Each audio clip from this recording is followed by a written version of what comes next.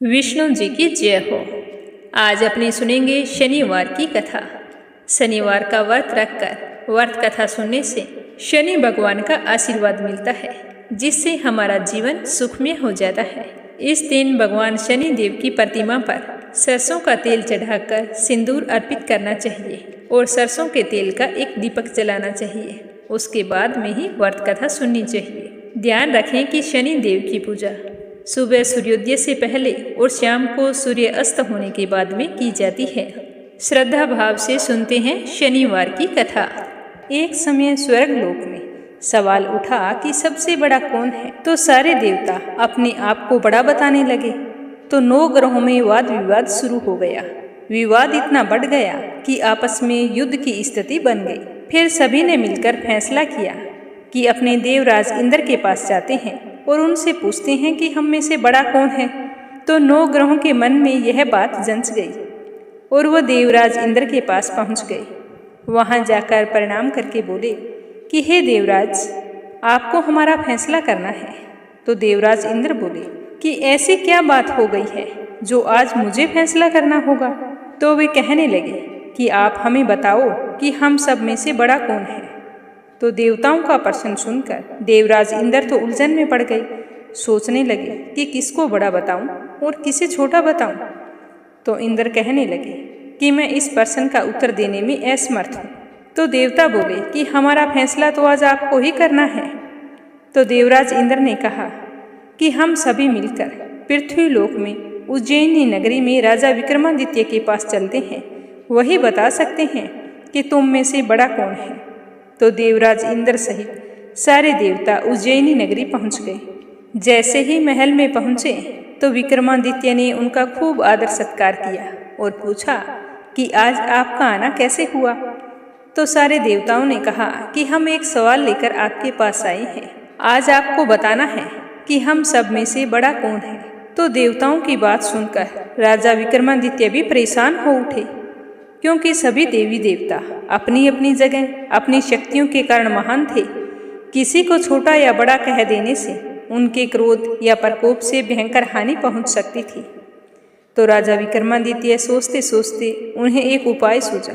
तो उन्होंने विभिन्न धातुओं के सोने, चांदी, कांसा, तांबा, सीसा, रांगा, जस्ता, अभ्रक व लोहे के 9 आसन बनवा लिए।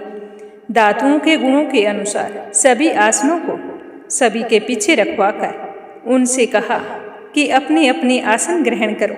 तो जैसे ही देवता अपने अपने आसनों पर बैठे तो राजा विक्रमादित्य ने कहा कि आपका निर्णय तो स्वयं हो गया है। जो सबसे पहले सिंहासन पर विराजमान है वही सबसे बड़ा है।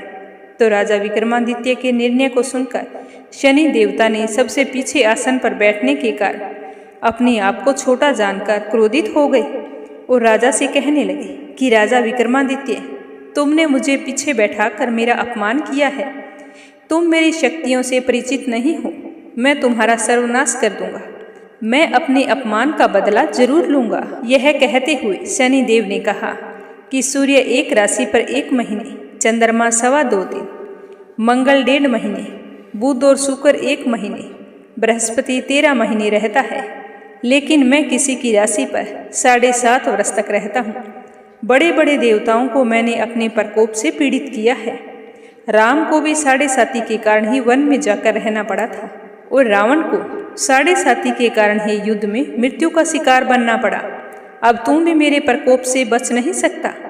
इसके बाद अन्य ग्रहों के देवता तो प्रसन्नता के साथ चले गए, परंतु शनि देव बड़े ही क्रोध के साथ वहां से चल पड़े। राजा विक्रमादित्य पहले की तरह ही न्याय करते रहे। उनके राज्य में सारे स्त्री पुरुष बड़े ही आनंद से जीवन यापन कर रहे थे। ऐसे ही हंसी खुशी दिन बीत रहे थे।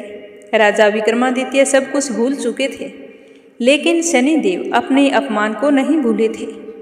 विक्रमादित्य से बदला लेने के लिए एक दिन शनि देव ने घोड़े के व्यापारी का रूप धारण किया और बहुत से घोड़ों के साथ उज्जैनी नगरी पहुंच गए। जब राजा विक्रमादित्य ने राज्य में किसी घोड़े के व्यापारी के आने का समाचार सुना तो वे अपने अश्वपाल को कुछ घोड़े खरीद लाने के लिए वहां पर भेज दिया। घोड़े बहुत कीमती थे। अश्वपाल ने वापस आकर राजा को इसके बारे में बताया। तो राजा विक्रमादित्य ने स्वयं जाकर एक सुंदर व शक्तिशाली घोड़े को पसंद किया। घोड़े की चाल देखने के लिए राजा जैसे ही उस पर सवार हुए तो वह घोड़ा बिजली की गति से दौड़ पड़ा और तेजी से दौड़ता हुआ राजा को एक दूर घने जंगल में ले गया और घने जंगल में राजा को गिराकर घोड़ा वहां से गायब हो गया। राजा अपने नगर को लौटने के लिए जंगल में भटकने लगे, लेकिन उन्हें लौटने का कोई रास्ता नजर नहीं आ रहा था। राजा को भूख प्यास लग गई। घूमते घूमते उन्हें एक ग्वालिया मिला तो राजा ने उससे पानी मांगा। पानी पीकर राजा ने उस चरवाहे को अपनी अंगूठी दे दी। फिर उसे रास्ता पूछकर जंगल से बाहर निकलकर पासी के नगर में पहुंच गए। नगर में पहुंचते ही सबसे पहले एक सेठ की दुकान थी। वहां पर बैठकर कुछ देर आराम किया। उस सेठ ने राजा से बातचीत की तो राजा ने उसे बताया कि मैं उज्जैनी नगरी से आया हूँ। राजा के कुछ देर दुकान पर बैठने से सेठ जी की खूब बिक्री हुई तो सेठ जी सोचने लगा कि राजा तो बहुत भाग्यवान है। यह सोचकर वह बहुत ही खुश हुआ और राजा को अपने घर भोजन के लिए ले गया। सेठ के घर जाकर राजा जैसे ही भोजन कर रहा था तो उसी कमरे में एक सोने का हार खूंटी पर लटका हुआ था। राजा को उस कमरे में छोड़कर सेठ कुछ देर के लिए बाहर चला गया। तभी एक आश्चर्यजनक घटना घटी। राजा के देखते ही देखते सोने के उस हार को खूंटी निगल गई तो राजा यह देखकर बहुत ही हैरान था। थोड़ी देर बाद में सेठ जी कमरे में लौट कर आया तो हार को गायब देखा तो सोचने लगा कि इसी आदमी ने हमारे हार को चुराया है, क्योंकि उस समय कमरे में और कोई नहीं था। तो सेठ ने अपने नौकरों से कहा कि इस परदेसी को रस्सियों से बांधकर नगर के राजा के पास ले चलो। तो सेठ के नौकर उसे बांधकर राजा के पास ले गए। राजा ने विक्रमादित्य से हार के बारे में पूछा तो विक्रमादित्य ने कहा कि मेरे देखते ही देखते खूंटी हार निगल गई। तो ऐसी बात सुनकर राजा को गुस्सा आ गया कि बिना हुई बात करते हुए तुम्हें शर्म नहीं आती। तो इस तरह राजा ने विक्रमादित्य के हाथ पांव काटने के आदेश दे दिए। तो राजा विक्रमादित्य के हाथ पांव काटकर नगर की सड़क पर छोड़ दिया। राजा विक्रमादित्य बेचारा अपने भाग्य को कोसता हुआ वहीं पर पड़ा रहा। कुछ दिन बाद में वहां से एक तेली गुजर रहा था तो उसने सोचा कि ये यहाँ पर यूं ही पड़ा है, अपने घर ले जाता हूँ, खाने के लिए दे दूंगा और कोलू पर बैठा दूंगा। कम से कम बैलों को तो हाँकता रहेगा, तब तक मैं दूसरा काम कर लूँगा। तो वह राजा को उठाकर अपने घर ले गया और कोल्हू पर ले जाकर बैठा दिया। अब राजा तो आवाज़ देकर बैलों को हाँकता रहता। इस तरह तेली का बेल भी चलता रहा और राजा को भोजन भी मिल जाता। ऐसे ही समय बीतता गया।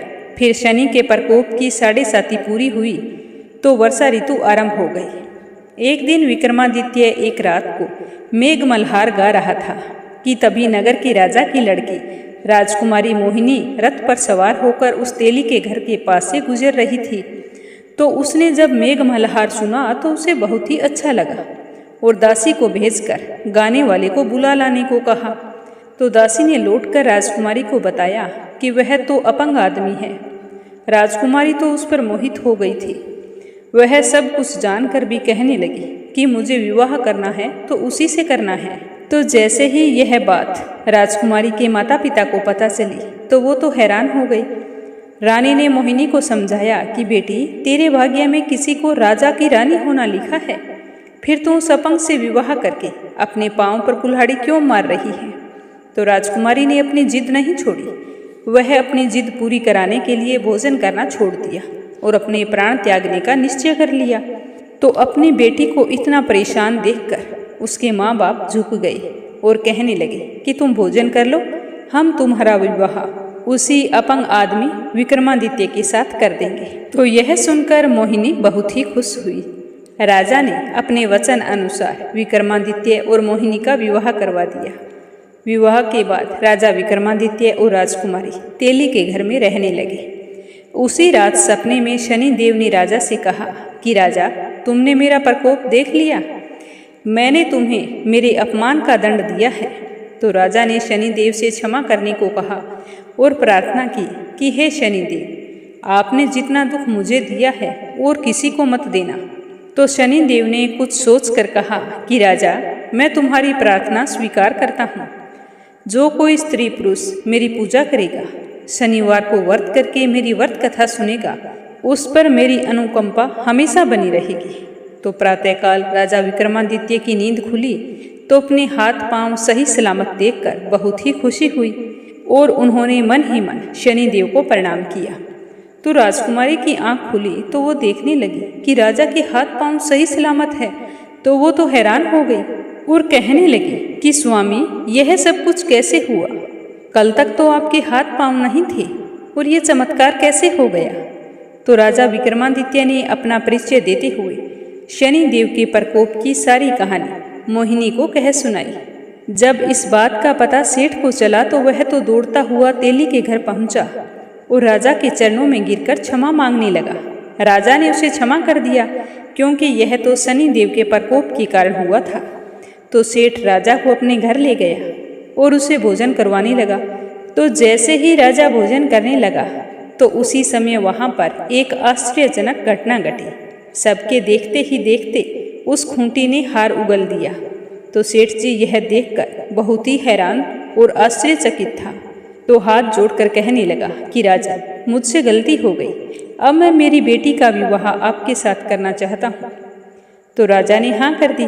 तो सेठ जी ने अपनी बेटी का विवाह भी राजा विक्रमादित्य के साथ कर दिया और बहुत सारे सोने आभूषण धन आदि देकर राजा को विदा किया।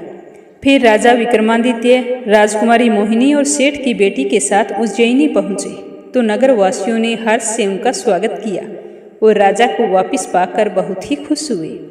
अगले दिन राजा विक्रमादित्य ने पूरे राज्य में घोषणा करवाई कि शनिदेव सब देवों में सर्वश्रेष्ठ है। प्रत्येक स्त्री पुरुष शनिवार को उनका व्रत करें और व्रत कथा अवश्य सुने। तो राजा विक्रमादित्य की घोषणा से शनिदेव बहुत ही प्रसन्न हुए और उस नगर के सारे लोग अपने राजा की आज्ञा अनुसार शनिदेव के व्रत और पूजा पाठ करने लगे। तो शनिदेव की कृपा से सभी लोगों की मनोकामनाएं पूरी होने लगी और सारे लोग आनंद पूर्वक रहने लगे। इस कथा को शनिवार के दिन व्रत रखकर अवश्य सुनना चाहिए। इससे शनिदेव का प्रकोप कम होकर जीवन में सुख सौभाग्य और अन्न धन का वास होता है। कथा समाप्त होते ही कमेंट बॉक्स में जय हो शनिदेव की अवश्य लिखें। अगर आपको कंचन भक्ति सागर चैनल पर कथाएं सुनना अच्छा लगता है तो इस चैनल को सब्सक्राइब जरूर करें और वीडियो को ज़्यादा से ज़्यादा शेयर करें। आप सभी का बहुत बहुत धन्यवाद।